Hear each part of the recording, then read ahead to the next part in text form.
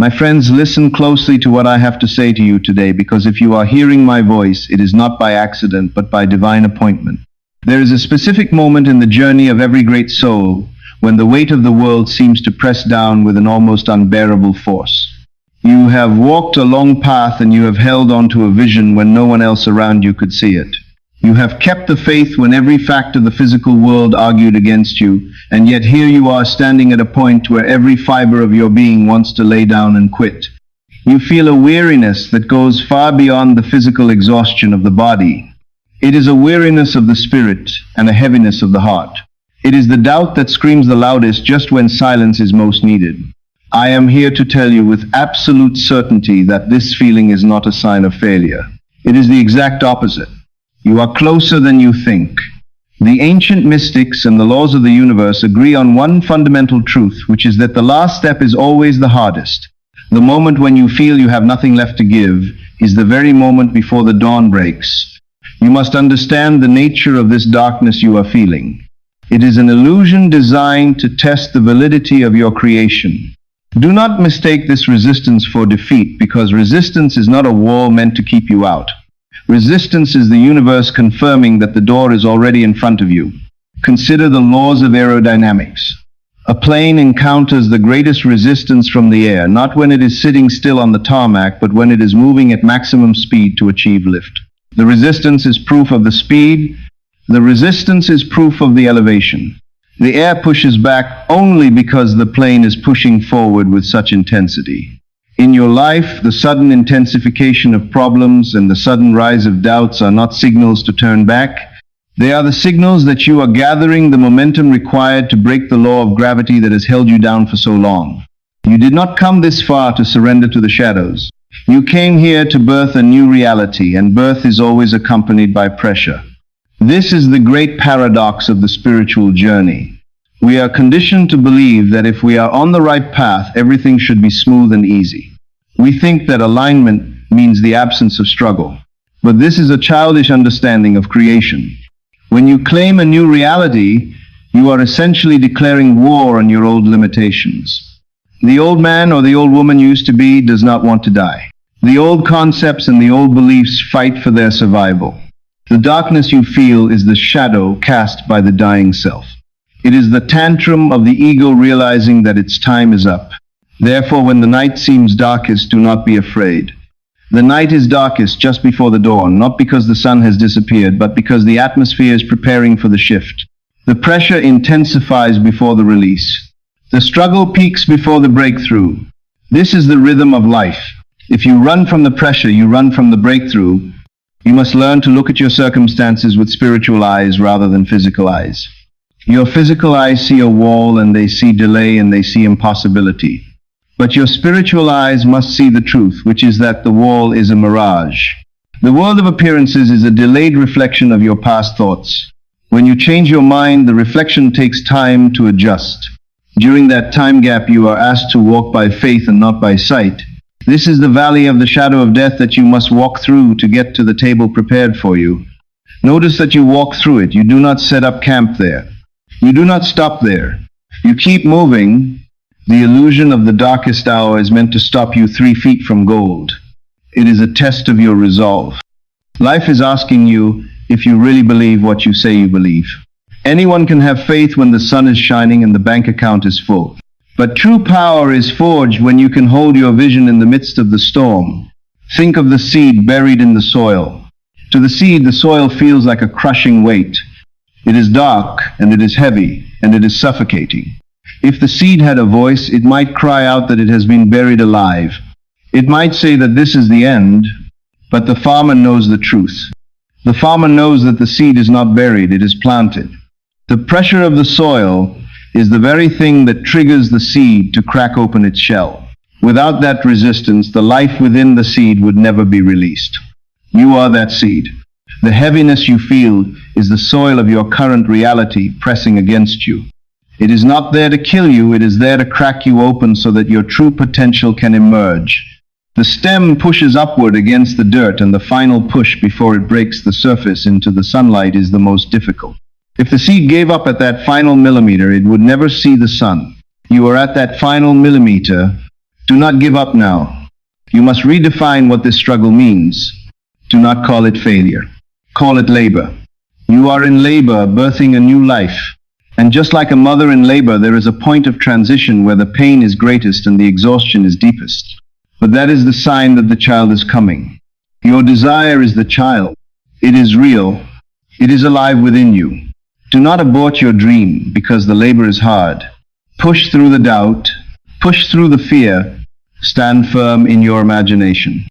The unseen reality is pressing against the seen world, and the seen world is cracking. The cracks look like problems, but they are actually openings. They are the fissures through which your new life will flow. So, when you feel like you cannot take another step, take one more. When you feel like you cannot hold the vision for another second, hold it for one more. It is in that extra second that the shift happens. You are the operant power, and you are bending reality to your will. The darkness is fading even now. Stand your ground and watch the sunrise. Now we must go deeper into the heart of the matter and examine the very nature of this dream that haunts you. Why do you want what you want? Why does this specific desire burn within you while others are content without it? You might have wondered if your desire is a mistake or if it is a source of suffering that you should suppress. You might have been told that to desire is to suffer and that you should be happy with what you have, but I am here to tell you that this is a misunderstanding of the spiritual mechanics of your being. You must understand that desire is not an accident, and it is not a random chemical reaction in the brain. Desire is the whisper of destiny. It is the echo of something that already exists in the invisible realm, calling you toward it. You must grasp this fundamental law, which is that you cannot desire something that does not exist. The human mind is incapable of conceiving a desire for something that has no root in reality. Let us look at this through the lens of simple biology and logic. Consider the sensation of thirst. If you feel thirst, it is the undeniable proof that water exists somewhere in the universe. If there were no such thing as water in the entire cosmos, if water was a complete impossibility, you would never have evolved the sensation of thirst. The body could not crave what is not there. Thirst is the body's way of saying that water is real and it is required for your completion. Hunger is the absolute proof that food exists. The desire to sleep is proof that rest exists. In the exact same way, your spiritual longing for wealth, or your deep craving for health, or your burning wish for a loving relationship is the absolute proof that these states of being exist for you. The desire is the evidence. It is the receipt given to you before the goods are delivered. If the thing did not exist, you could not imagine it. Therefore, the desire you feel is not a lack. This is where most people get confused. They feel desire and they interpret it as I do not have. But in the higher understanding, desire is the announcement. It is coming. It is the shadow of the reality approaching your threshold. The desire is the gift of God pressing against your mind, demanding acceptance. When you deny your desire, you are actually denying the expansion of life itself. You are closing the door on the potential that is seeking to be born through you. You must stop treating your longings as torches designed to show you what you cannot have. They are directions. They are the magnetic pull of your future self, dragging you forward. When you feel that pull, it is because the reality is already there, waiting for you to occupy it. Think of your desire as a divine compass placed within your heart. A compass does not point north if there is no such thing as north. The needle swings because it is responsive to a magnetic field that is real, even though it is invisible. Your imagination is that needle. It swings toward a specific career, or a specific person, or a specific lifestyle, because the magnetic field of that reality is pulling on you. It is calling you home. The dream is not created out of emptiness, but is drawn from the storehouse of reality itself. Everything that you could possibly want is already a finished fact in the vast creation of the universe. If it were not finished, you could not think of it. The very fact that you can see it in your mind and taste it in your imagination and feel the joy of it within means that it is already a finished fact in the dimension of the mind. This changes everything about how you approach your life. You no longer need to beg for what you want. Begging implies that you do not have it and that you are trying to convince a reluctant universe to give it to you. But if you understand that the desire is the proof of existence, you stop begging and you start appropriating. You start claiming, You realize that the desire is the promise of the thing itself. It is the contract signed and dated by the creative power of the world. Your only job is to stop looking at the lack of it in the physical world and start accepting the reality of it in the internal world. You must honor your desire. Do not dismiss it as a fantasy. Do not mock it as impossible. Embrace it as a message from your greater self. It is saying to you that this belongs to you. It is saying that the door is open. It is saying that what you seek is seeking you. When you understand this, you realize that you do not have to create the reality, you have to receive the reality. The distinction is subtle but powerful. Creating implies effort and struggle to make something out of nothing. Receiving implies that it is already prepared and you simply need to open your hands to take it. Your imagination is the hands of your soul. When you imagine the wish fulfilled, you are receiving the gift. The burning in your heart is not there to torment you. It is the heat of the creative process. It is the friction of the new reality rubbing against the old limitations. Do not try to put out the fire. Let it burn away the doubt. Let it consume the old man who believes in limitations. So the next time you feel the pang of desire, do not feel sad. Feel vindicated. Say to yourself that I would not want this if it were not already mine. I would not be able to visualize this if it did not exist. The vision in my mind is the preview of my inevitable future. It is a future fact pressing itself into the now. Treat your longing not as emptiness but as evidence. Evidence that life has already granted your request. Evidence that the door is open. Evidence that the universe is conspiring to bring this into your hands. Your only task is to align yourself with that truth and walk in the confidence of the divine promise. The thing you want is already yours. We live in a world that worships appearances, and we are trained from birth to believe only what we can touch and see and measure. We are told that if it cannot be proven by the senses, then it is not real. But I tell you that this teaching is the great deception that keeps humanity enslaved to mediocrity. The visible world is not the cause of anything. The visible world is nothing more than the outpicturing of the invisible world. It is the screen upon which the movie is projected, but it is not the projector. To understand why you must not quit at the moment of breakthrough, you must understand where reality actually comes from. Creation always begins in the unseen. Nothing appears in the outer world unless it is first conceived and sustained in the inner world. This is the law of creation, and it is as immutable as the law of gravity. Look at any great building in your city. Look at the skyscrapers that pierce the clouds. Before the first brick was laid and before the first shovel hit the dirt, that building existed in its entirety in the mind of the architect. It was real in his imagination long before it was real in concrete. He saw the height of it. He saw the shape of the windows. He walked through the halls in his mind. If you could have looked into his mind, you would have seen the building finished in every detail. Now, ask yourself what would have happened if that architect had waited for the building to appear on the ground before he believed in it. Nothing would have ever been built. He had to live in the unseen vision until the seen world had no choice but to conform to his blueprint. The blueprint was the reality, and the physical building was merely the shadow cast by that blueprint.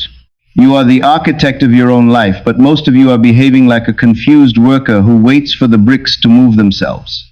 You stand in the middle of an empty lot, which is your current life, and you complain that there is no house.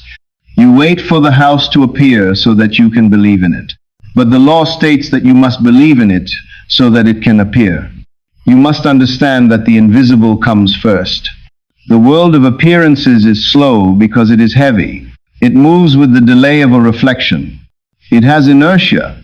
But the invisible world of your imagination creates the mold into which the physical world must pour itself. When you dare to persist in the unseen assumption that you are already the person you want to be, you command the scene to obey. You are not waiting for the world, you are commanding the world through your inner state. This is where the test becomes difficult and why so many quit at the gate. You imagine a change, you assume a new state of wealth or health. But because the physical world is heavy, it takes a moment to turn the ship around. During that interval, you look at the physical world and you see the same old problems. You see the stiff lock on the door. Imagine standing before a treasure chest that contains everything you have ever desired. You have the key in your pocket, which is your wonderful human imagination. You put the key in the lock and you turn it, but the lock feels stiff. It resists you. The lid is heavy and it does not fly open immediately. What do most people do in this moment? They look at the stiff lock and they call it reality. They say it is not working.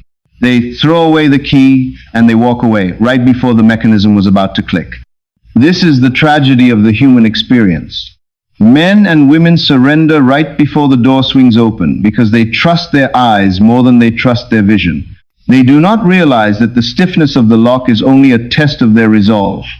It is the friction of the old reality rubbing against the new. You must be different. You must stand. You must press. You must persist until what is yours flows into view. The secret is not in the physical struggle against the lock. The secret is in the assumption that the lock is already open. You must carry the joy of already being inside the treasure room. When you do this, life has no choice. It is a law. It must rearrange itself to reflect your certainty. The invisible reality is the substance, and the visible reality is the shadow. You cannot change the shadow by fighting the shadow. You change the shadow by moving the object that casts it. Too often people wait for evidence before they believe. They wait to see change before they dare to feel it. But this is backward. The seen is slow. The unseen is immediate. If you insist on waiting for outer proof, you are chaining yourself to delay. You are waiting for the reflection in the mirror to smile before you smile. It is impossible. But if you claim the unseen and live in it and persist in it, the outer world has no choice but to bend to your conviction. When you close your eyes and picture your desire fulfilled, you are planting the seed. Each repetition of that inner vision is water to the seed and nourishment to the roots. The soil may look unchanged to the physical eye, but beneath the surface life is stirring. You do not dig up the seed each day to check on it. You trust that it is growing. In the same way, trust that your inner vision is germinating. What you imagine with persistence must break into form. The invisible is not weak, nor is it unreal. It is the most powerful force in existence. It is the nuclear energy of your life. Thoughts and feelings and assumptions are the architects of destiny. To dismiss the invisible is to dismiss the very substance of creation. That is why you must guard your imagination with your life. Do not allow it to be filled with fear or doubt or images of failure. These too will take root if you persist in them. The law is impersonal. It will build a prison just as easily as it will build a palace, depending on the blueprint you provide. Hold only to what you wish to experience, for what you hold within you will surely hold without. So remember, the invisible comes first. Do not be deceived by what you see today. Appearances are temporary, but the unseen is eternal. Live in the end within yourself. Walk the halls of your future in your imagination until they become as real to you as the ground beneath your feet. Feel the texture of the walls. Smell the air of your new life. Hear the voices of congratulations. Make the invisible so real that the visible world feels like a dream. Soon enough, the outer world will rise to meet the vision you refuse to release. The lock will turn. The door will open. And you will realize that the only thing that kept you out was your own belief in the barrier. The barrier is a ghost. Walk through it. Now, we arrive at the central mechanism of your existence, which is the principle of the mirror. If you can grasp this one concept, you will stop fighting with the world and you will begin to command it. You must understand that this physical world you live in is not a solid, independent object that is doing things to you. It is a mirror. It has no will of its own, and it has no ability to originate anything. It only has the power to reflect what stands before it. When you look into a bathroom mirror, you know instinctively that the face looking back at you is your own. You know that if you want the reflection to smile, you must smile first. You would never stand before a glass mirror and scream at the reflection, demanding that it change while you continue to frown. You would never try to comb the hair of the reflection. You comb your own hair and the reflection follows automatically. This is simple physics. And yet in the game of life, most people are acting like madmen who are furiously scrubbing the mirror, trying to wash away a stain that is actually on their own face. You look at your bank account and you see lack and you scream at the bank account. You look at your relationships and you see coldness and you try to force the other person to change. You look at your body and see sickness and you fight the symptoms. You are fighting the reflection. You are trying to change the world without changing yourself, and this is why you are exhausted. This is why you feel stuck. You are battling a shadow, and the shadow will always win because the shadow is tied to you. As long as you remain the person you are, the world must remain as it is. It is a law of ironclad necessity. The world is a faithful servant. It will not lie to you. It will show you exactly who you are being in every moment. Notice I said it shows you who you are being, not what you want. This is the great distinction. The mirror does not reflect your daydreams, it reflects your identity. It reflects your dominant state of consciousness. If you desire wealth, but you walk around all day feeling worried about bills, the mirror of reality will not show you wealth. It will show you more bills because it is reflecting your feeling of worry. It is validating your state of I am poor. If you desire love but you walk around feeling lonely and rejected, the mirror will provide you with more cold and distant people because it is reflecting your state of I am unwanted. The mirror is neutral. It does not care if you are happy or sad. It does not care if you are rich or poor. It simply captures the image of your inner feeling and projects it onto the screen of space. This is a terrifying thought to the victim, but it is the most liberating thought in the universe to the awakened soul. It means that no one is doing anything to you. It means that you are the only operant power. It means that to change your world, you do not need to move a single mountain or convince a single person. You only need to change your own face. You only need to change your own inner arrangement of mind. But here is the test that causes so many to quit. The mirror of reality is slightly different from a glass mirror in one crucial way. There is a time delay. When you smile at a glass mirror, the reflection smiles back instantly. But reality is a heavy medium. It is dense. It takes time to bend. When you change your inner state from lack to abundance, the outer world continues to reflect lack for a little while longer. It is like the stars in the sky. When you look at a star, you are seeing light that left the source thousands of years ago. The star might have already burned out or changed position, but you are still seeing the old light. In the same way, your current circumstances are the dead light of your past personality. The problems you face today are the reflections of the thoughts you thought yesterday and last month. They are old news.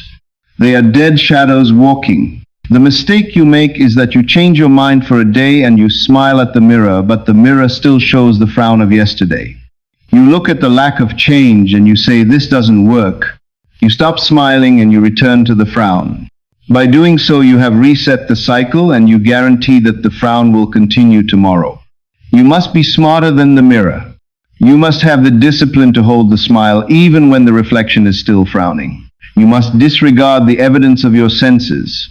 You must say to yourself, "I know that this reflection is old. I know that it is just the echo of my past. I am not moved by it. I will continue to hold the feeling of my wish fulfilled until the mirror has no choice but to catch up." And it must catch up. It is impossible for the mirror not to reflect the object eventually. If you persist in the new state, the outer world will crack and reshuffle itself to match you. This leads us to the profound understanding of relationships and the behavior of others. Neville Goddard taught that everyone is you pushed out. This means that the people in your life are playing the roles that you have written for them in your own mind. If you expect someone to be rude, they will be compelled to be rude to you to fulfill your expectation. If you assume someone is loving and generous, they will shift to become that person for you.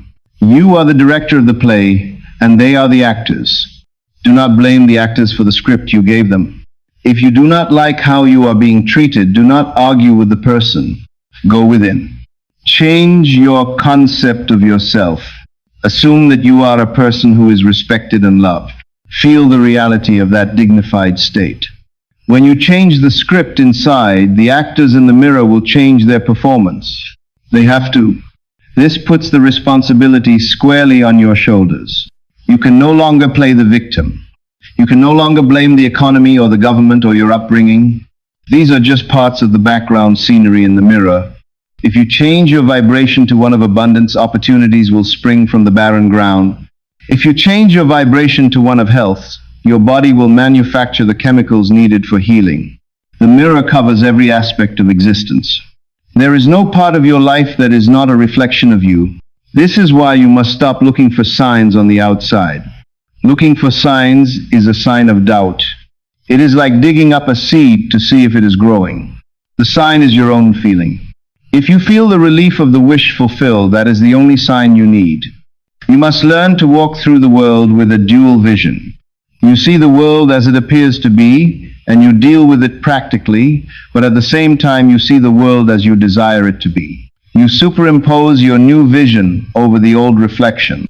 You do not deny the facts of the day, but you deny their final authority. You say to the mirror, I see what you are showing me, but I know what I am creating. This stance requires a spiritual boldness. It requires you to be brazen. You must be willing to look at an empty bank account and feel the joy of wealth. You must be willing to look at a medical report and feel the vitality of health. This feels like madness to the logical mind, but the logical mind is a slave to the past. The imaginative mind is the master of the future. The reason you must not quit at the moment of breakthrough is that the moment of breakthrough is simply the moment when the time delay is over. It is the moment when the mirror finally yields. Most people quit during the delay. They hold the vision for a week and then get discouraged. They do not realize that the reflection was just about to shift. You must be consistent. You cannot smile at the mirror for 5 minutes and then frown for the rest of the day and expect a change. You must wear the new state like a garment. You must become it. It must become your natural reaction to life. When you reach the point where you are no longer reacting to the old reflection but are constantly acting from your new assumption, then the battle is won. So I ask you today, what face are you showing to the universe? Are you showing the face of a beggar hoping for a crumb, or are you showing the face of a creator knowing his power? The mirror will magnify whatever you present. If you present gratitude, it will give you more to be grateful for. If you present complaint, it will give you more to complain about. It is a feedback loop. You have the power to break the loop at any moment by simply changing your response. Stop reacting to what is. Start creating what will be. Stand tall before the mirror of life. Do not be intimidated by the images of the past. They are ghosts. They have no life unless you give them your blood. Withdraw your attention from the problems and place your attention on the solutions. Feel the reality of the solution so intensely that the problem fades from your consciousness. When you do this, you are mastering the law of reflection. You are taking your place on the throne of cause.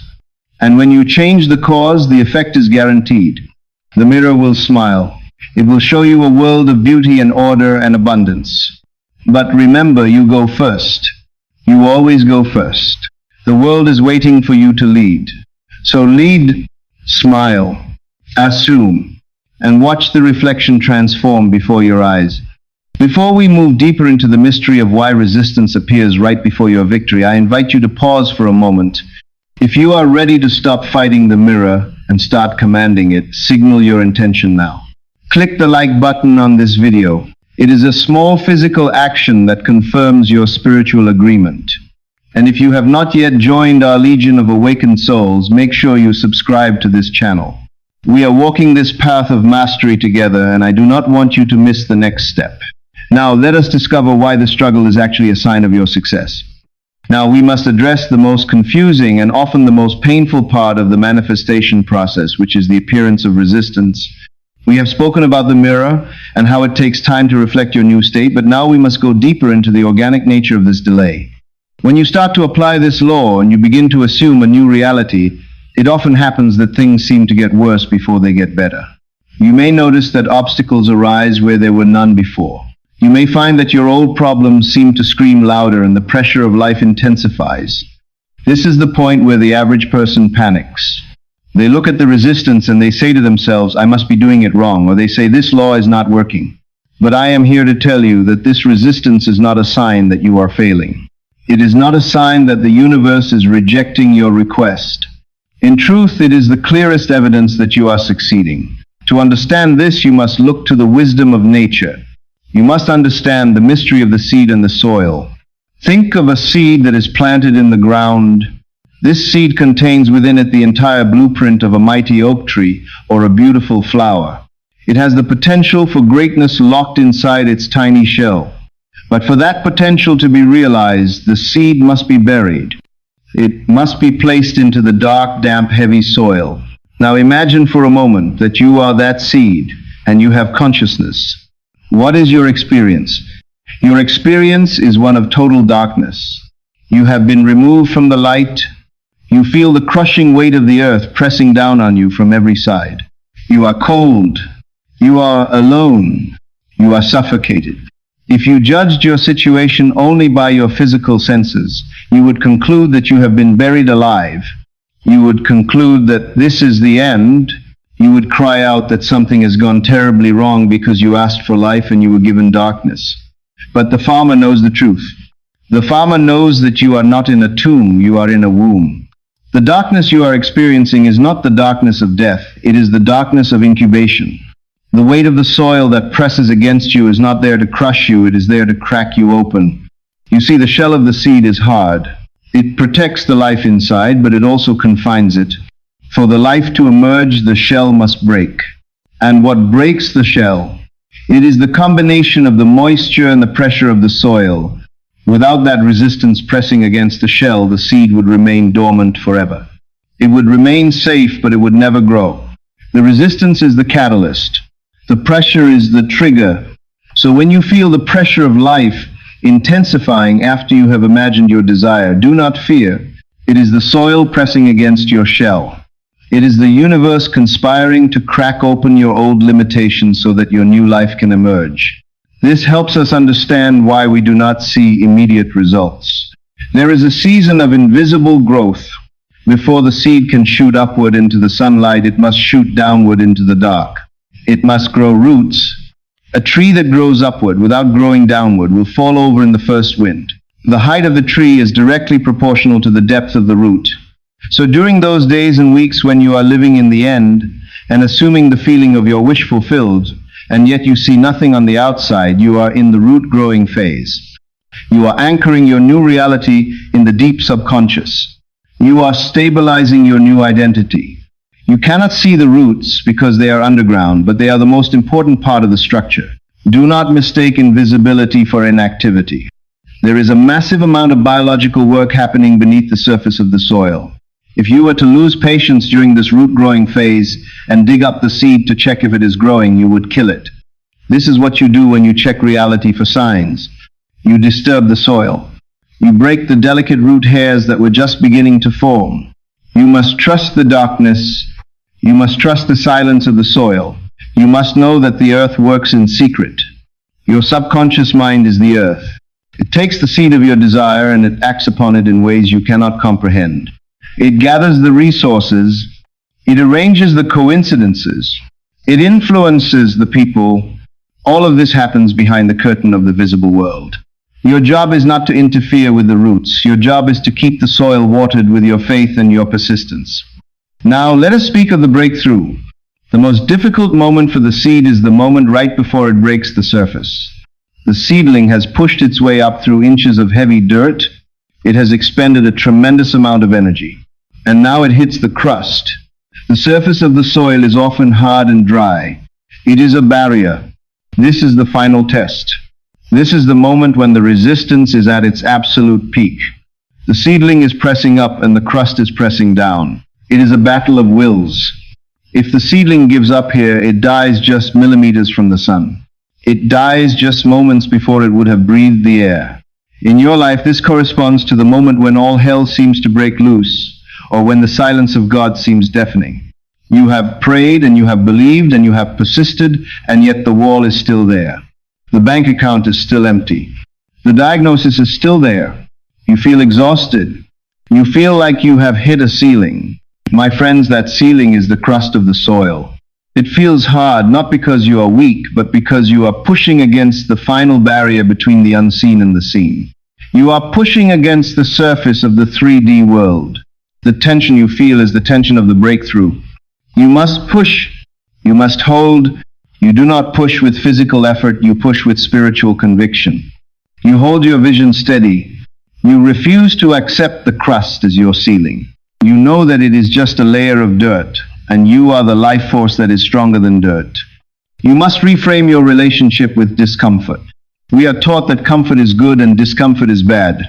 But in the process of creation, discomfort is simply the sensation of expansion. When a crab grows, it must shed its old shell.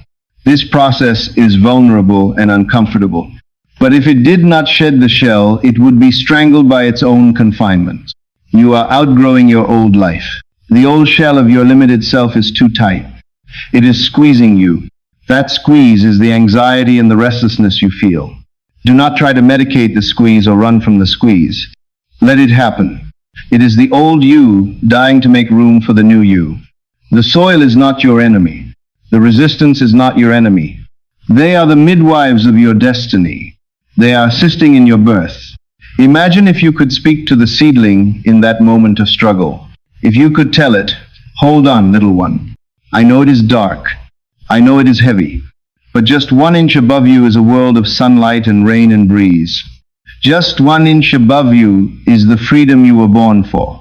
You would encourage it to press on. I am that voice speaking to you right now. I am telling you that the world of your wish fulfilled is just 1 inch above your current struggle. It is right there.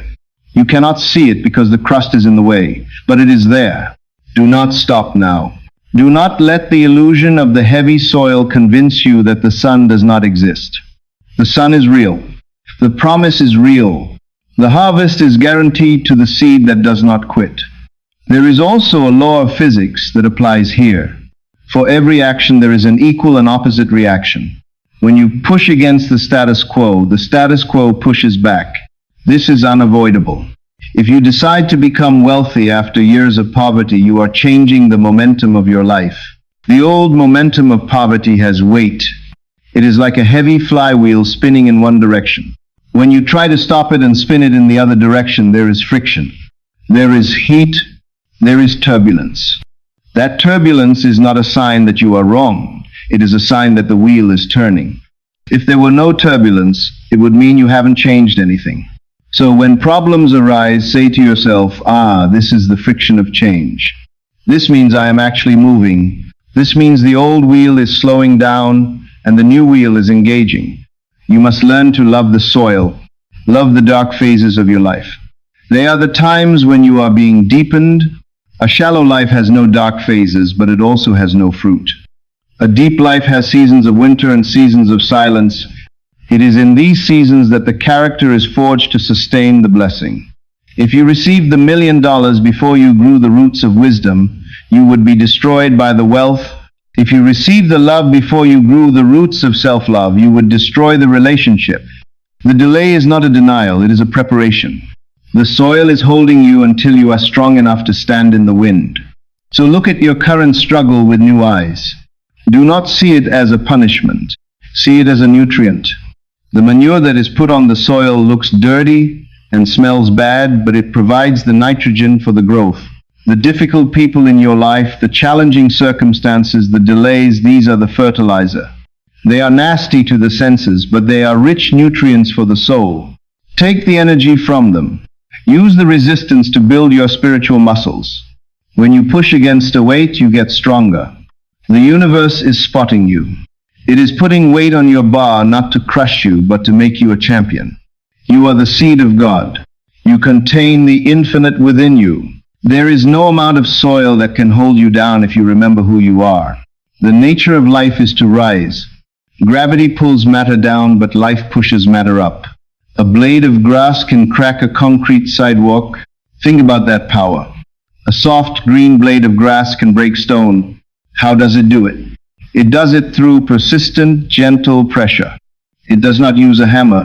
It just presses and grows and presses and grows, and eventually the concrete must yield. Your imagination is that blade of grass. Your problem is the concrete. Do not try to smash the problem. Just keep growing.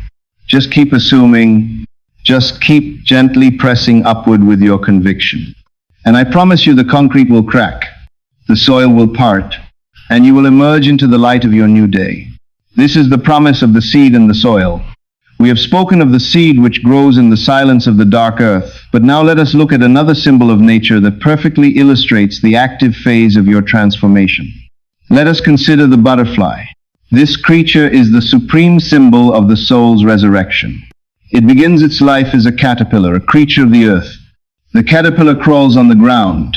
It consumes leaves. Its world is two-dimensional and limited. It is bound by gravity. This represents your old state of consciousness. It represents the man or woman who is ruled by their senses, who believes only in what they can touch, and who is constantly consuming the negativity of the world. But there comes a time when the caterpillar receives a call from within. It is a biological imperative that it cannot resist. It must leave its old life behind and enter the chrysalis. It must weave a coffin for itself. This stage of the chrysalis corresponds to the time in your manifestation journey when you withdraw your attention from the outer world and go within. You stop consuming the old news. You stop reacting to the old drama. You enter the silence of your own imagination. To the outside world, it looks like you are doing nothing. It looks like you are sleeping or hiding. But inside the chrysalis, a violent and miraculous process is taking place. The caterpillar is not just growing wings on its back. It is dissolving. It literally digests itself. It turns into a soup of cells.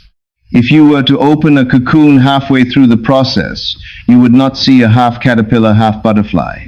You would see chaos. You would see a mess. This is why you often feel like your life is falling apart when you start to change your concept of self. You feel lost. You feel like you don't know who you are anymore. This disintegration is not a mistake. It is necessary. The old structure must completely collapse before the new structure can be erected. You cannot drag the heavy body of the caterpillar into the sky. It must be transmuted. Now we come to the moment of emergence. When the transformation is complete, the butterfly must exit the cocoon. But the opening of the cocoon is incredibly small. It is tight. It is restrictive. The butterfly must fight its way out. It must push and struggle and strain against the walls of its confinement. This struggle is intense. To an observer, it looks like torture. It looks like the butterfly is trapped and is suffering needlessly. There is a story of a man who found a cocoon in his garden. He watched it for days, and one day he saw a small opening appear. He sat and watched the butterfly for several hours as it struggled to force its body through that little hole. Then it seemed to stop making any progress. It appeared as if it had gotten as far as it could and it could go no further. It seemed stuck. The man in his kindness decided to help the butterfly.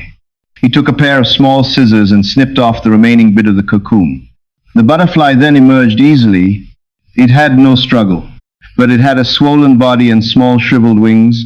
The man continued to watch the butterfly, expecting that at any moment the wings would enlarge and expand to be able to support the body, which would contract in time. Neither happened. In fact, the butterfly spent the rest of its life crawling around with a swollen body and shriveled wings. It was never able to fly. What the man in his kindness and haste did not understand was that the restricting cocoon and the struggle required for the butterfly to get through the tiny opening were God's way of forcing fluid from the body of the butterfly into its wings so that it would be ready for flight once it achieved its freedom. The struggle was the secret. The resistance was the creator of flight. Without the tight squeeze of the cocoon, the wings would never have received the lifeblood they needed to expand. The ease of the exit destroyed the potential of the creature. You must apply this lesson to your own life right now. You are praying for the struggle to end. You are asking for an easy way out. You want the money to drop in your lap without the growth of character. You want the relationship to be perfect without the growth of patience. You want the scissors. But if life gave you the scissors, you would be crippled. You would be a butterfly that crawls. The obstacles you are facing today are the walls of your cocoon. They are tight. They are uncomfortable. They are squeezing you. But they are squeezing the weakness out of you, and they are pumping strength into your spiritual wings. When you are in the midst of a financial crisis and you are forced to use your imagination to create a solution, you are strengthening your faith muscles. If someone just gave you the money, you would remain weak and fearful of the next crisis. But if you struggle through it and prove the law for yourself, you gain a power that no one can take away. When you are in the midst of loneliness and you are forced to find love within yourself instead of begging for it from others, you are filling your wings with self-worth. If the partner appeared too soon before you had done this work, you would destroy the relationship with your insecurity. The struggle is not punishment, it is preparation. It is the only way to transfer the power from your potential into your reality. Do not curse the cocoon. Do not curse the difficult boss. Do not curse the delay. These are the very walls that you must push against to become who you are destined to be. Every time you push against an obstacle with faith, you are sending fluid into your wings. You are expanding your capacity to receive. You are expanding your capacity to hold the blessing. A small vessel cannot hold a great ocean. The struggle expands the vessel. It stretches you. And yes, stretching hurts. But stretching creates capacity. You are being enlarged by the very things you think are trying to crush you. The universe is not trying to break you, it is trying to break you open. There is a vast difference. Breaking you destroys you. Breaking you open releases the divinity inside you. You must stop seeing yourself as a victim of the struggle and start seeing yourself as a participant in your own evolution. The butterfly does not complain about the cocoon. It does not sit there and analyze why the cocoon is so small. It instinctively knows that it must push. It gives everything it has to the effort. It is a life or death struggle, and that intensity is what is required. You cannot be passive at the moment of breakthrough. You cannot wish your way out of the cocoon. You must will your way out.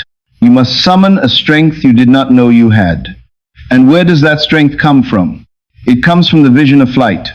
The butterfly presses on because it is impelled by the destiny of the sky. You must press on because you are impelled by the destiny of your dream. Too often when people face difficulty, they assume they have taken the wrong path. They believe the obstacle means the dream is denied. They say if it was meant to be, it would be easy. This is a lie. If it was meant to be small, it would be easy. But if it is meant to be great, it will require a great birth. The greater the vision, the greater the shaking required to clear the ground. The greater the destiny, the tighter the cocoon. If you are facing a wall of granite resistance today, it is because you have a diamond destiny. Do not ask for a lighter load. Ask for a stronger back. Do not ask for the walls to disappear. Ask for the strength to break through them. Because on the other side of that wall is not just the thing you want, it is the person you need to become to keep it. This is the law of the butterfly. Flight is earned. Freedom is forged in the fire of resistance. If you are weary today, remind yourself that the weariness is the sign that the fluid is moving. The blood is pumping. You are coming alive. Do not let anyone cut the cocoon for you. Do not look for shortcuts. The shortcut leads to the ground. The struggle leads to the sky. You are built for the sky. You are a creature of the air, not of the dirt.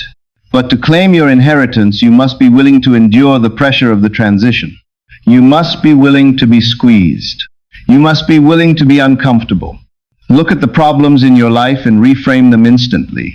Say to that bill, say to that diagnosis, say to that rejection, you are my cocoon. You are here to make me strong. I will push against you with my faith until I burst forth. When you take this attitude, you stop being a victim and you become a warrior. The resistance loses its power to depress you and starts to empower you. You realize that the enemy is actually your trainer. The shadow is serving the light. The wall is serving the door.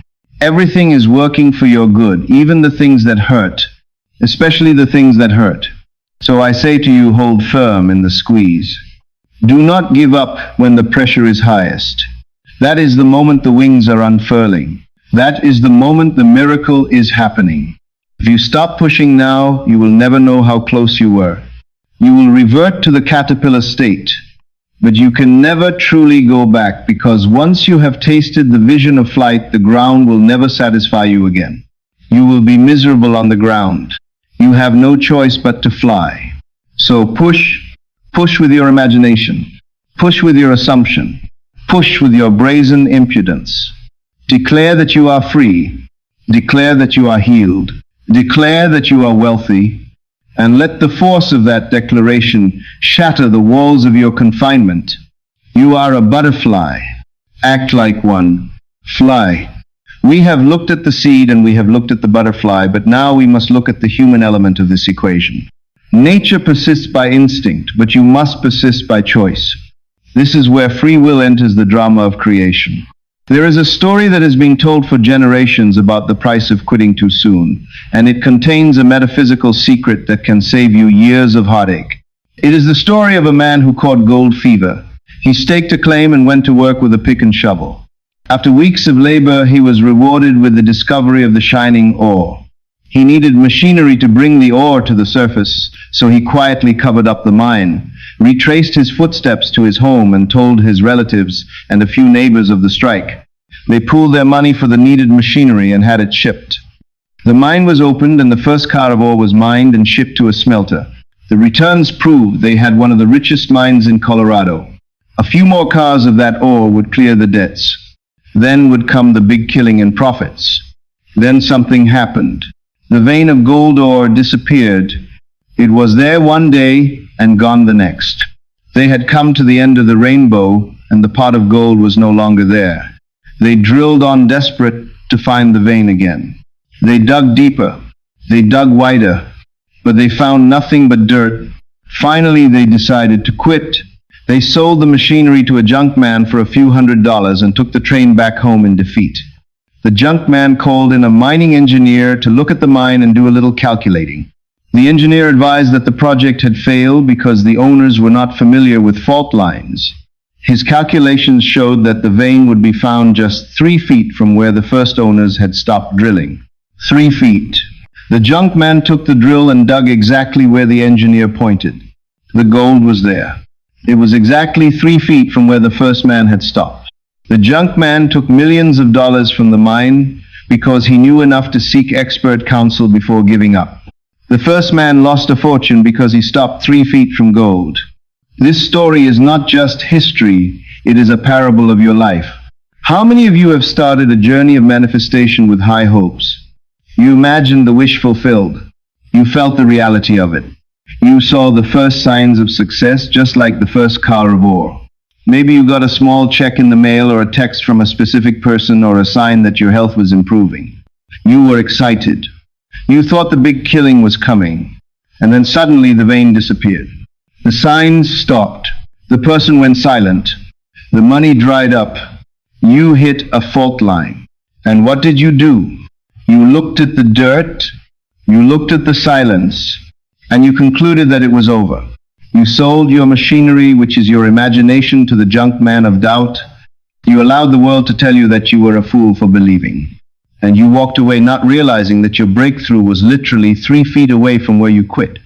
You must understand what the 3 feet represents. The 3 feet is the distance between your current physical reality and your invisible spiritual reality. It is a tiny distance. It is the thin veil that separates the seen from the unseen. When you hit a fault line in your life, when the gold seems to disappear, it does not mean the gold is gone.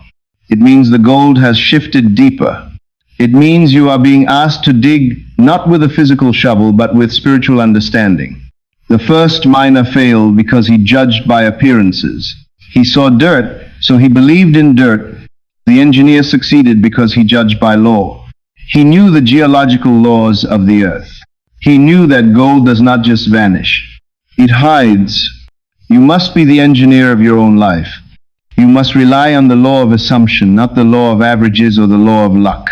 The law of assumption states that if you persist in your assumption, it must harden into fact. It does not say it might harden. It says it must. Persistence is the true currency of creation.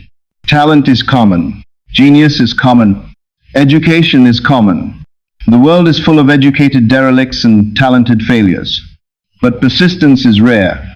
Persistence is the ability to maintain a state of mind when the external world contradicts it. It is the discipline of loyalty. Think of your desire as a marriage. When you assume a state, you are marrying that state. You are making a vow to it. You promise to be faithful to it for better or for worse, for richer or for poorer. But most people are unfaithful to their desires. They marry the state of wealth in their morning meditation, and then they commit adultery with the state of poverty at lunch when they complain about the bill. They cheat on their vision with their senses. And then they wonder why the marriage produces no children. They wonder why the manifestation never comes. It is because they are double-minded. To bring the gold to the surface, you must be single-minded. You must be like a dog with a bone. You must lock your teeth into the reality of your wish fulfilled and refuse to let go, no matter how much the world tries to shake you. This requires a mental toughness that few cultivate. It requires you to ignore the dirt. When the miner saw dirt, he stopped believing in gold. But the dirt was just a layer. The dirt was temporary. Your current circumstances are just dirt. They are the debris of your past thinking, covering up the gold of your future. Do not be impressed by the dirt. Do not analyze the dirt. Dig through it. How do you dig? You dig by renewing your assumption. You dig by revising your day. You dig by falling asleep every single night in the feeling of the wish fulfilled, regardless of what happened during the day. Every night you reset the drill. Every night you reclaim the mine. The tragedy of the miner was not that he lost the money. The tragedy was that he lived the rest of his life knowing he gave up too soon. Regret is a far heavier burden than labor. The pain of discipline weighs ounces, but the pain of regret weighs tons. Do not sentence yourself to a life of looking back and wondering what if. What if I had held on for one more week? What if I had ignored that one rejection? What if I had trusted the law instead of my fears? You are standing at that decision point right now. You are tired. I know you are tired. The pickaxe is heavy. The tunnel is dark. You have not seen gold for a long time. But I am telling you as the engineer of the spirit that the gold is there. It is right in front of you. The resistance you feel is the density of the rock just before the vein. There is a concept called the compound effect of persistence. When you first start digging, you are making small progress. But as you continue to hold the state of the wish fulfilled, the energy builds up. It compounds. It gathers momentum. The universe begins to marshal its forces. Coincidences start to align, but this momentum is invisible at first. It is happening behind the walls. If you stop, you kill the momentum. You return to zero. But if you push past the point of exhaustion, if you push past the point of logic, you trigger a landslide. The gold does not just trickle in, it floods in. The miner who took over the mine became a millionaire not because he worked harder, but because he worked just a little bit longer. He possessed the endurance that the first man lacked. Persistence is often misunderstood as stubbornness or forcing things in the 3D world. It is not about pestering people or banging your head against a wall. That is effort. Persistence is a relaxation into the inevitable. It is a quiet inner knowing. It is the attitude of, I am not moving from this spot in my consciousness until the world moves. It is like waiting for a bus. If you know the bus is coming, you do not run after it. You do not panic. You wait. You persist in the waiting. You persist in the expectation. Even if the bus is late, you do not walk away because you know the schedule. You know the law. The law says the bus must come. Your desire must manifest. It has no choice. The only variable is your ability to wait in the state of the wish fulfilled. We often look at successful people and think they are lucky. We think they have some magic touch. But if you look closer, you will see that their secret is simply that they did not quit when everyone else did. They were the last ones standing. They were the ones who faced the fault line and said, this is an illusion. They were the ones who saw the dirt and said, this is just a cover for my gold. You have that same capacity. It is not a talent given to a few. It is a muscle that everyone has. But you must exercise it. You exercise it by refusing to accept no for an answer from life. You exercise it by refusing to let your senses dictate your reality. You exercise it by treating your imagination as the only true fact and the physical world as a temporary fiction. Imagine the junk man. The junk man represents the world. The world is always ready to buy your dreams for pennies. The world will tell you, be realistic. Sell me your dream. Take the safety of a normal life. Do not sell your mind to the junk man. Do not sell your birthright for a bowl of soup. Your imagination is worth more than anything the world can offer you. Keep the mine. Keep the drill. Keep digging. The logic of the world says that if you haven't found it yet, it isn't there. The logic of the spirit says that if you haven't found it yet, it is because you stopped looking. The gold does not move. You move. You move in and out of the state of belief. Persistence stabilizes you in the state of belief. So tonight I challenge you to look at your failed manifestations. Look at the things you gave up on. Ask yourself, did I stop 3 feet from gold? Did I quit because the vein disappeared for a moment? It is not too late to go back. You can reclaim the mine. You can start digging again tonight. But this time, dig with wisdom. Dig with the knowledge that the fault line is a test. Dig with the certainty of the engineer who knows the laws of the deep. Do not rely on your eyes. Your eyes are easily fooled. Rely on your inner vision. Your inner vision sees through the rock. It sees through the dirt. It sees the gold that is waiting for you. When you feel like quitting, remember the miner. Let his story haunt you into action. Let his mistake be your lesson. You are not just digging for money or things. You are digging for the realization of your own power. The true gold is not the metal in the ground. The true gold is the discovery that you are the creator of your reality. When you persist until the breakthrough, you prove to yourself that you are God in action. And that knowledge is worth more than all the mines in Colorado.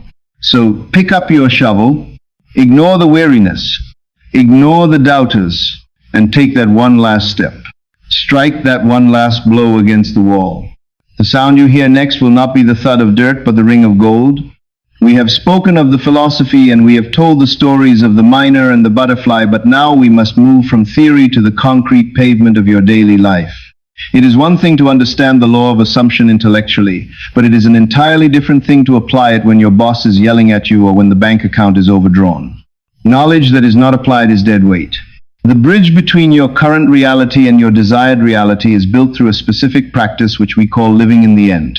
This is not a technique you do for 5 minutes in the morning. It is a radical shift in your identity. It is a new way of inhabiting your own consciousness. To live in the end means that you mentally position yourself at the finish line.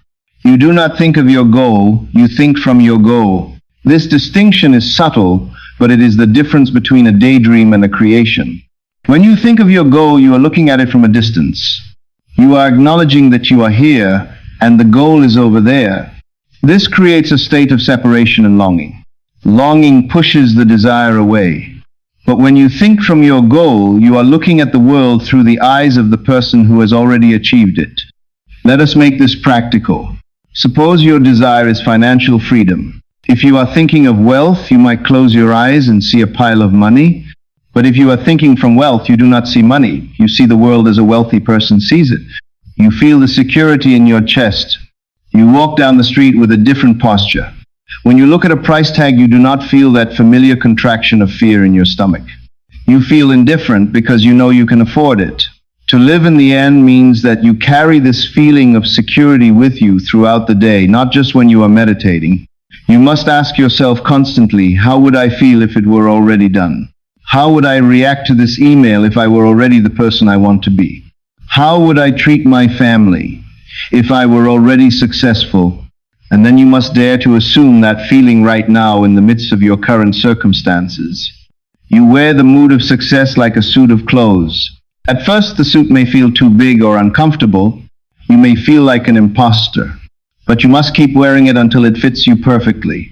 The greatest tool you have for living in the end is your inner speech. Neville Goddard taught that your inner conversations are the breeding ground of your future. Monitor what you are saying to yourself when no one is listening. Are you arguing with people in your mind? Are you justifying your limitations? Are you complaining about the economy? If you are doing these things, you are living in the beginning or living in the middle of the struggle. You are not living in the end. The person who is living in the end has a different inner dialogue. If you are happily married, you do not have mental arguments with your spouse about loneliness. You have mental conversations of gratitude and affection. If you are healthy, you do not mentally rehearse describing your symptoms to a doctor. You mentally rehearse telling your friends how great you feel. You must align your inner speech with your outer desire. This requires vigilance. It is a mental diet. Just as you would not eat poison if you wanted to be physically healthy, you must not dwell on toxic thoughts if you want to be spiritually free. One of the most difficult challenges of living in the end is dealing with the contradictory evidence of the senses. You wake up and you say, I am wealthy, but then the mail comes and there is a bill you cannot pay. The senses scream at you that you are lying. This is the test. Living in the end does not mean you ignore your responsibilities or that you become delusional in a dangerous way. It means that you deny the final authority of the facts. You look at the bill and you deal with it practically, but you do not let it define who you are. You say to the bill, I see you. You are a shadow of my past poverty. I will handle you. But you do not have the power to make me feel poor. You maintain your inner state of dignity and abundance even while you write the check. You do not react emotionally to the lack. You act in the world of Caesar, but you live in the world of God. You keep your inner house clean regardless of the storms outside. Think of it as method acting. An actor who plays a king does not wait for the other actors to bow before he feels like a king. He assumes the posture and the tone of a king first. He walks onto the stage with authority. And because he is so convincing in his assumption, the other actors naturally bow.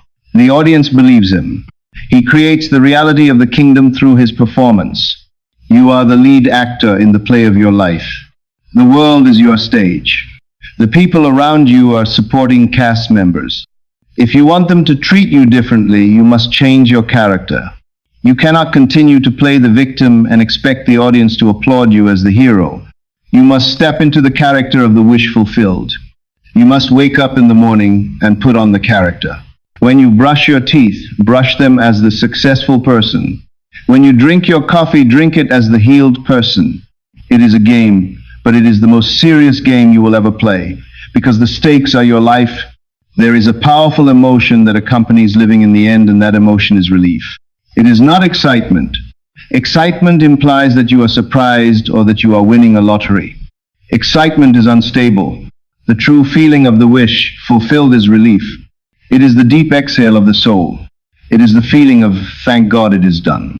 It is the feeling of, I don't have to worry about this anymore. If you can capture that specific feeling of relief and carry it with you, you are truly living in the end. Relief implies that the battle is over. It implies victory. When you are anxious, you are saying, it hasn't happened yet. When you are relieved, you are saying, it has already happened. Practice the feeling of relief. Whenever a doubt comes up, take a deep breath and release it, and return to the feeling of relief. Remind yourself that the bridge of incidents is carrying you and you do not need to struggle. Living in the end also means that you stop looking for signs. This is a trap that ensnares many. You do your visualization and then you open your eyes and look around to see if it worked. You check your phone, you check the mirror, you check the bank balance. Every time you check, you are stepping out of the end. You are returning to the state of not having. The person who already has it does not check to see if they have it. If you have keys in your pocket, you do not keep checking every 5 seconds to see if they are there. You know they are there. You walk with confidence. You must have that same confidence with your desire. You must know it is done in the realm of imagination, and that the physical manifestation is just a matter of time. Looking for signs is a vote of no confidence in your own power. Stop looking for signs and become the sign. Your change of attitude is the sign. Your peace of mind is the sign. You might ask, how long must I do this? You do it until the physical world conforms. You do not do it for a week and then quit. You do not say, I tried it and it didn't work. If you say that you were never truly living in the end, you were just visiting the end. You were a tourist in the land of your desire. You took a few pictures and then you went back home to your old problems. You must not be a tourist. You must be a resident. You must buy a house in the state of the wish fulfilled and move in. You must occupy the state. Occupancy means you dwell there. It becomes your habitual dwelling place. When you are thrown out of the state by a negative reaction, you must immediately go back. You do not beat yourself up. You simply realize, oh, I slipped back into the old man, and you step back into the new man. It is a discipline of returning. Again and again you return to the feeling of the wish fulfilled until it becomes your natural home. Consider the concept of naturalness. A desire only manifests when it feels natural to you. If wealth feels like a frantic, exciting miracle, it is still far away. If wealth feels like a normal part of your life, it is close. Living in the end is the process of normalizing your desire. You wear the feeling until the feeling becomes ordinary. You want to reach the point where having your desire feels as natural as having your current name. You do not get excited about your name. It is just who you are. You want your desire to become just who you are. This is why daily persistence is key. You are wearing down the strangeness of the new reality. You are making it familiar. The subconscious mind accepts what is familiar and rejects what is strange. By living in the end, you are tricking the subconscious into believing that this new reality is your familiar standard operating procedure. Once the subconscious accepts it as natural, it will move heaven and earth to objectify it. Let us speak about the time interval. There is always a gap between the imaginal act and the physical fact. Living in the end is how you bridge that gap. If you stop living in the end during the gap, you break the bridge. You fall into the abyss of doubt. But if you maintain the mood of the wish fulfilled, you walk over the gap. You must understand that the delay is not a denial. The delay is the time it takes for the heavy machinery of the 3D world to rearrange itself. While the machinery is moving, you must hold your ground. You must not be moved by appearances. If you lose your job after imagining wealth, do not panic. Living in the end means you say, this job loss is part of the plan. It is clearing the way for my promotion or my business. You interpret every event through the lens of your fulfillment. You become paranoid in a good way. You believe that the entire universe is conspiring to help you. Even the bad things are part of the conspiracy of good. This is the radical optimism of the master. So your assignment is to wake up tomorrow and put on the new man.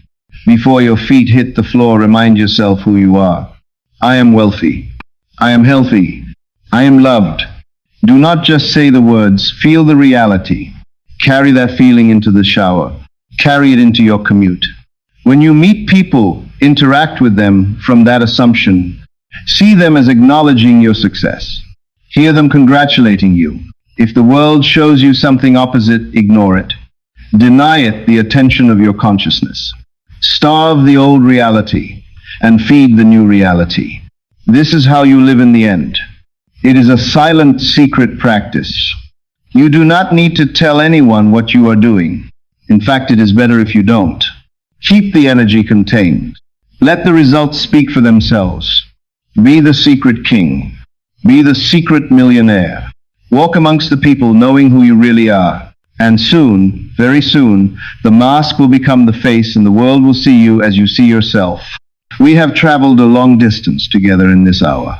We have dissected the anatomy of reality and we have exposed the illusion of the external world.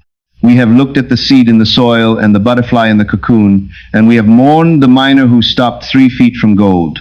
But now we arrive at the most dangerous part of this lecture. I say dangerous because knowledge that is not used becomes a heavy burden. It becomes a judgment against you. To know the law of your own being and not to use it is a tragedy far greater than ignorance.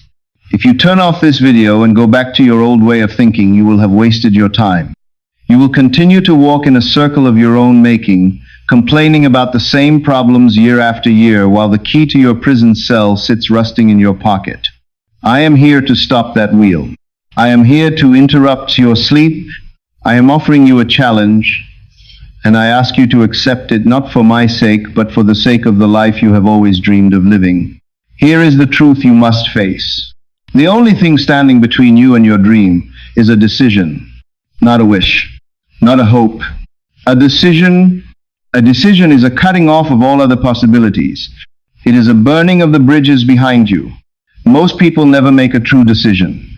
They make preferences. They say, I would prefer to be wealthy, or I would prefer to be healthy. But when the resistance comes, they retreat to their old comfort zone. Today, I am asking you to make a covenant. A covenant is not a New Year's resolution that is broken in January. A covenant is a sacred blood oath with your own soul. It is a binding agreement between your conscious mind and your subconscious mind. It is the declaration that you will no longer accept the status quo as your reality. You must draw a line in the sand right now. You must say to yourself that I will prove this law, or I will die trying, but I will not ignore it. I will not go back to sleep. I want you to treat this night as the most important night of your life. Tonight, do not just go to sleep. Going to sleep is a passive act where you collapse into unconsciousness, carrying the dust and the dirt and the disappointments of the day with you into the deep. This is how you reincarnate your problems. You take the frustration of today and you impress it upon the subconscious, and the subconscious faithfully prints it out as your tomorrow. You must stop this cycle. Tonight, go to the state of the wish fulfilled. There is a vast difference. To go to the state of the wish fulfilled is an active spiritual act. It is a conscious undressing of the victim and a conscious dressing of the victor. You strip off the garment of the miner who quit. You put on the garment of the miner who struck gold. You do this before your head hits the pillow. You do this in the silence of your imagination. You might be afraid. You might hear the voice of the doubter whispering in your ear. It says, "What if it doesn't work?" It says, "You are being foolish." It says, "Look at the facts." Recognize that voice for what it is. It is the defense mechanism of your old ego. The ego loves the known, even if the known is painful. It fears the unknown, even if the unknown is freedom. Do not fight the voice. Just ignore it. Treat it like a noise in the street. You are the master of the house. You decide who stays and who goes. Tonight you are evicting the doubter. You are locking the door, and you are sitting down at the banquet table with your desire. You are feasting on the feeling of completion. You are drinking the wine of relief. You are doing this regardless of what the bank account says and regardless of what the doctor says. You are doing it because you are the operant power and you answer to no one but your own conviction. Think of the miner we spoke of. Think of the man who walked away 3 feet from millions. Imagine the regret he felt for the rest of his life. Every time he heard about the mine he sold, every time he saw the wealth of the man who bought it, he died a little inside. That regret is the true hell. Do not sentence yourself to that hell. The pain of discipline is heavy, but it weighs ounces. The pain of regret weighs tons. You are holding the pickaxe right now. The wall in front of you looks hard. It looks like granite, but I promise you the gold is just on the other side. Do not drop the axe. Swing it one more time. Swing it tonight in your imagination. Swing it with the feeling of, it is done. You do not know which swing will break the wall. It might be tonight. It might be tomorrow. But if you stop swinging, you guarantee that the wall will stand forever. I want you to make a promise to yourself. Promise that you will not let the sun go down on your anger or your fear. This is an ancient instruction, and it is a psychological law. Sleep is the gateway to the subconscious. Whatever you carry through the gate grows in the garden. If you carry weeds, you will harvest weeds. If you carry flowers, you will harvest flowers. Promise yourself that you will be the guardian of the gate. You will check every thought and every feeling before you allow it to enter your sleep. You will say, does this feeling belong in the life I want to live? If the answer is no, you leave it outside. You wash your mind before you sleep just as you wash your body. You enter the state of sleep clean. You enter it pure. You enter it in the consciousness of success. This covenant requires endurance.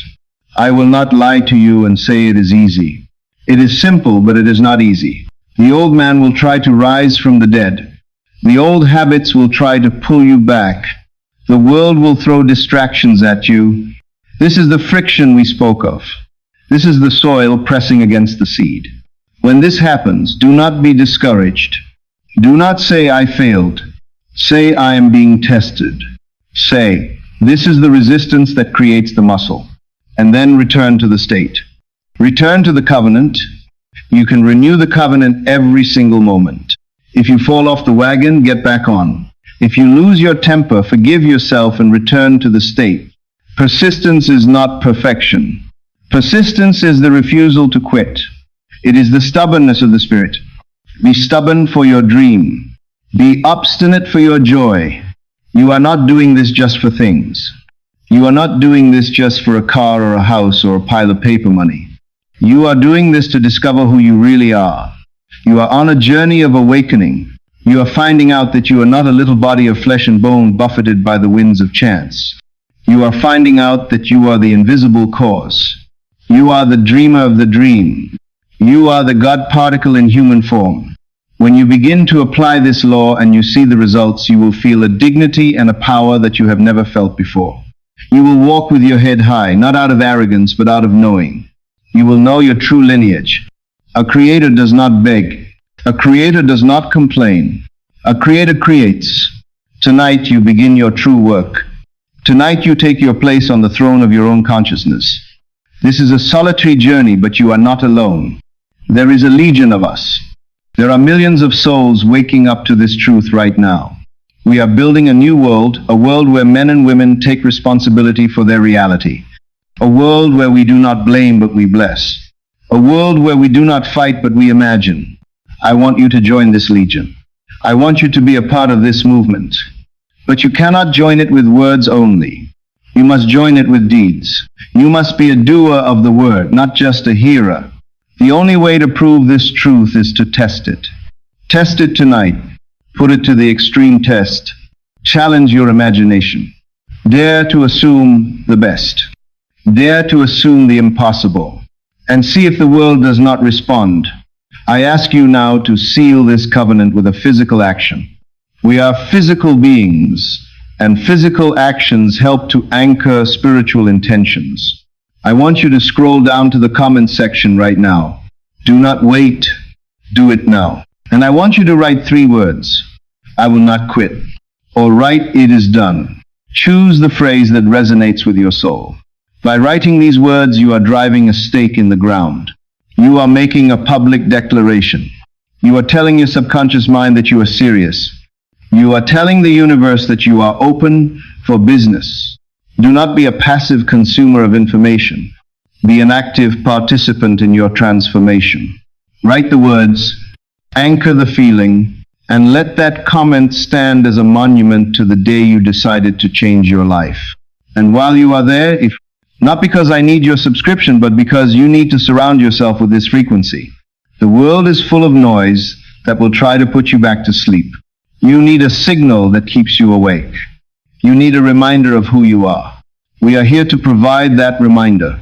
We are here to walk with you through the valley of the shadow until you reach the mountaintop. Join us. Let us climb together.